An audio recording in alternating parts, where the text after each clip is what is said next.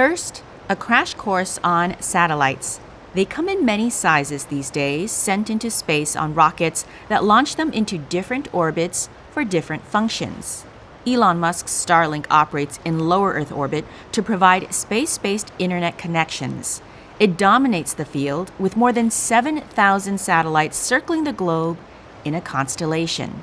Europe's Eutelsat is the second biggest space internet operator, but with just over 600 satellites, it doesn't even come close.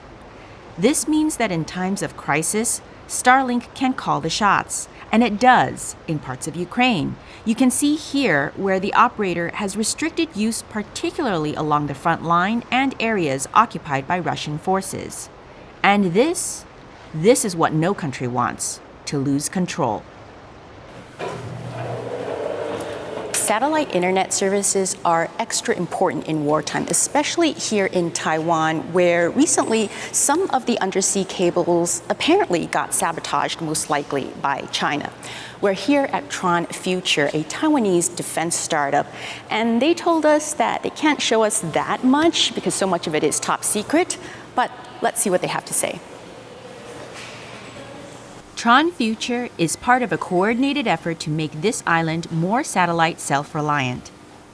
So tell us about what this is. Okay, this is some of the early product we developed for TASA. For the space agency. For the space agency, yeah. So for TASA, Taiwan Space Agency. So this is what we call it a downlink transmitter. This is a payload. It's just part of the satellite. For this particular case, it's a communication, it's a communication system. Is it possible to get China out of the entire supply chain when it comes to something like satellite technology? Yes, from day one, there was no Chinese part within our products, basically. What's your capacity like right now? If suddenly you got an order for 1,000 parts of something critical in a satellite, would you be able to do that, or 10,000? We will be able to produce a few hundred of this per month this year, basically.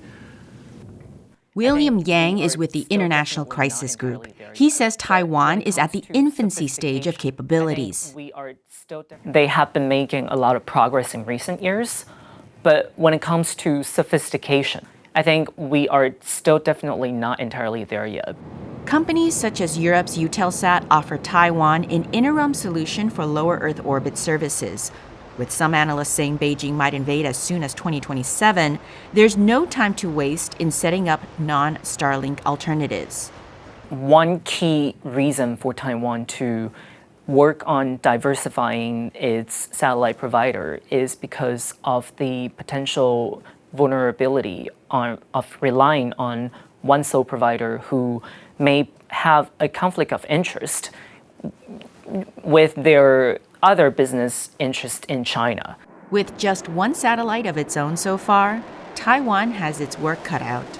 Russia's invasion of Ukraine has shown the world how much modern warfare relies on not just what's happening on the ground, but what's happening up above. This video shows the satellites passing over China and Taiwan at any given moment.